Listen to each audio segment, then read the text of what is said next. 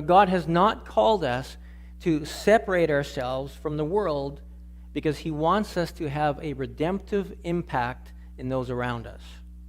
When we lived in Campbell River, I did a lot of salmon fishing, and salmon live for the first part of their life, and most of you probably know this because you're British Columbians. I'm from Alberta, and I had to learn this when I came here. But salmon live for the very short time in the river when they're born there, and then they go out to sea in the ocean, and they stay in the ocean for most of their life. Depending on the species, they'll come back in 2, 3, 4, 5, 6 years, depending on the species. They'll go back to the very same place that they were born, and they'll spawn, and they'll die.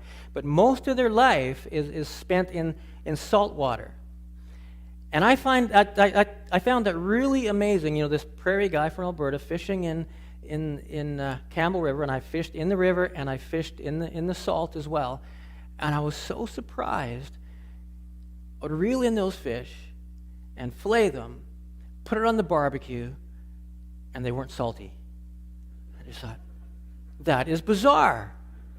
They spend all their lives in the ocean, in the salt, but they aren't salty. Why? Because they're insulated from it. They're insulated from the salt. And that's how we should be in the world as well. We're insulated, but not isolated from it. That's what God has called us to do. Be in the world, but not of it. In John 17, Jesus prayed for his disciples just before he was delivered to be crucified. And I think we might have read this last week. I can't remember. But John chapter 17, we call this the high priestly prayer. He said, "My prayer is not that you take them out of the world, but that you protect them from the evil one. You insulate them from the evil one.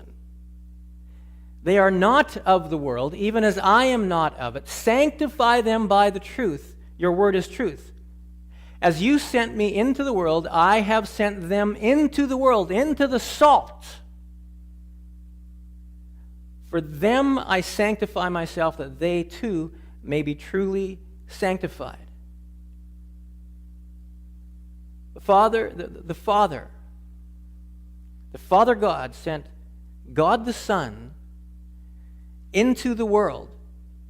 God with us. We call that the incarnation.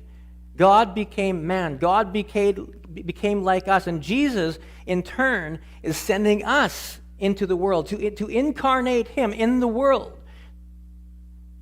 Jesus sends us just like his Father sent Jesus, rather.